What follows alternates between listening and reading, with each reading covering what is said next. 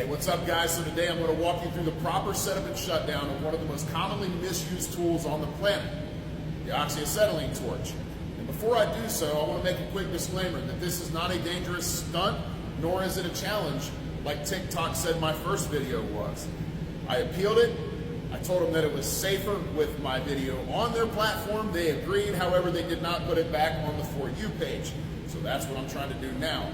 That last video hit 125,000 views within a matter of hours. So hopefully this does the same thing. Do your part, make sure this blows up. That's a bad choice of words. We don't want any explosions. That's why we're going to do this safely. So the first thing we do is walk over to this oxygen cylinder and open it up all the way. This has a double-seated valve, and it could leak around the valve stem if you do not open it up all the way.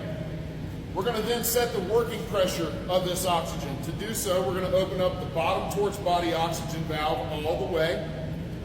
And from this point forward, we're going to use this top knob on the cutting torch to adjust the oxygen. So we're going to open this up. This is going to set the working pressure. You can't set the working pressure without the valve open and the oxygen actually flowing.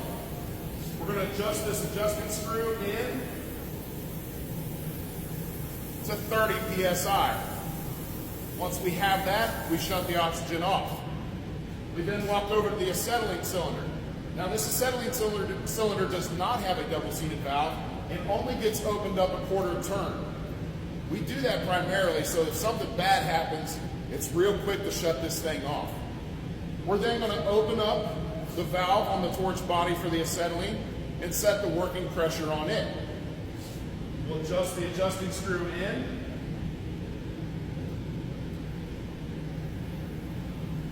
to achieve 5 psi, and then shut it off. 5 psi on the acetylene, 30 psi on the oxygen. To light the torch, we're going to go ahead and crack open the acetylene valve slightly, light the acetylene, clear the smoke quickly. Once we have that smoke cleared, no smoke exists outside of the flame, and we've got a nice close flame there at the beginning or towards the tip. We're then going to introduce oxygen up here at the top of the torch body until we see this flame start to draw in and become lighter and lighter. Now we've got this feathered flame that we're going to draw all the way in